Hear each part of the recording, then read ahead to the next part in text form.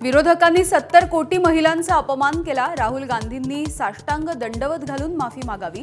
देवेंद्र फडणवीसांचा हल्लाबोल। विरोधकांना open debate करण्याचं आव्हान। काँग्रेसच्या महिला विरोधी धोरणाच्या विरोधात उद्यापासून राज्यासह देशभरामध्ये रान उठवणार।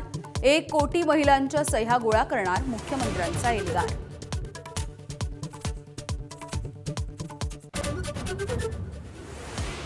दोन 2023 मधलं विधेयक मंजुरीनंतरही सरकारनं 2.5 वर्षांमध्ये का लागू केलं नाही? खासदार सुप्रिया सुळेंचा सवाल।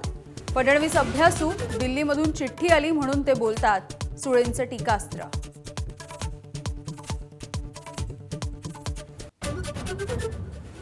साताऱ्यामध्ये आमदार महेश शिंदे विरुद्ध शिवसेना हा वाद चिघळला। शिंदेंच्या रॅलीला आमदार महेश शिंदे जाणार नाहीत। पक्षाकडून डावललं जाण्याची मला सवय झाली आहे, महेश शिंदेंचं वक्तव्य। महिला आरक्षणाचं विधेयक नामंजूर झाल्यामुळे मुंबई महानगरपालिकेमध्ये पडसाद।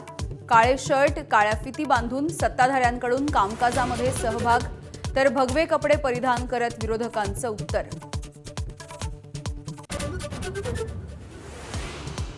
राहुरी पोटनिवडणुकीच्या प्रचारासाठी आज मुख्यमंत्र्यांची सभा। राष्ट्रवादीचे प्राजक्त तनपुरे मुख्यमंत्र्यांची भेट घेणार का याची उत्सुकता। तनपुरेंची आज दिवसभर कार्यकर्त्यांसोबत चर्चा।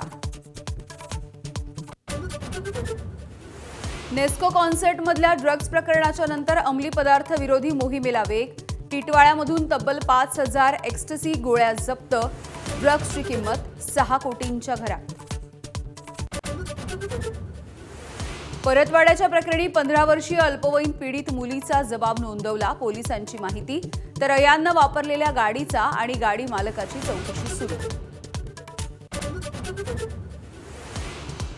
मुंबई अहमदाबाद महामार्गावरती सोडियम क्लोराईडची वाहतूक करणारा टँकर लिकेज।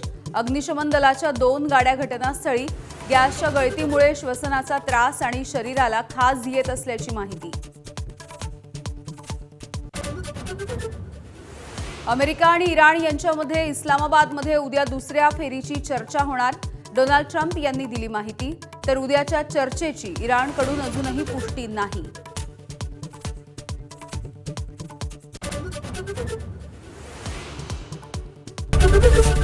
एबीपी माझा, उघडा डोळे बघा नीट।